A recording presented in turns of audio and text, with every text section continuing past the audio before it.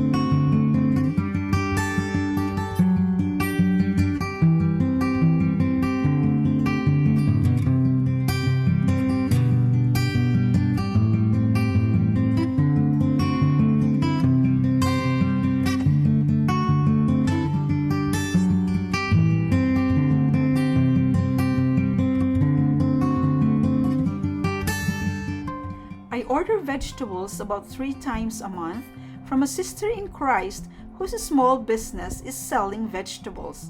She lives near, and it's a big convenience for us that she brings these fresh vegetables to us. I can be many things, and I may love elegant things, but by nature, I'm an Ilocano through and through, which means I'm frugal and I love native vegetables.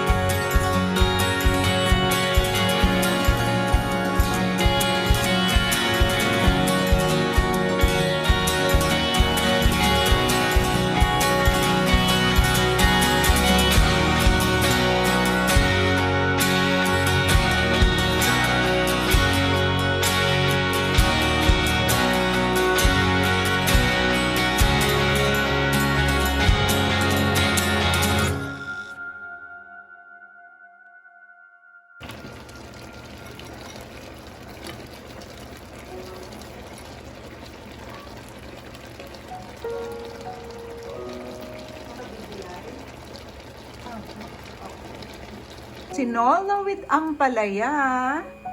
We have the garlic, onion, ginger, and of course the ampalaya.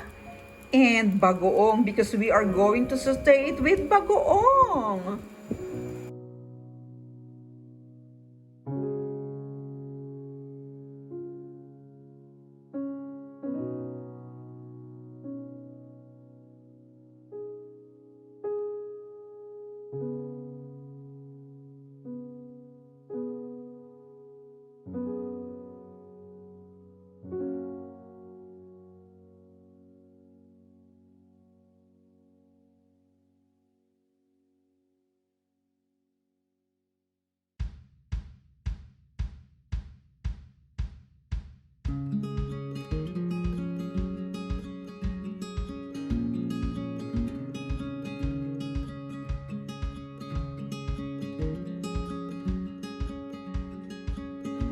Tinola, tinolang Ilocano with bagoong is to saute it with pure fish sauce or bagoong isda.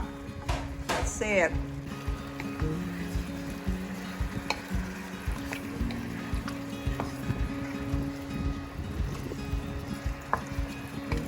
We saute it in bagoong na isda.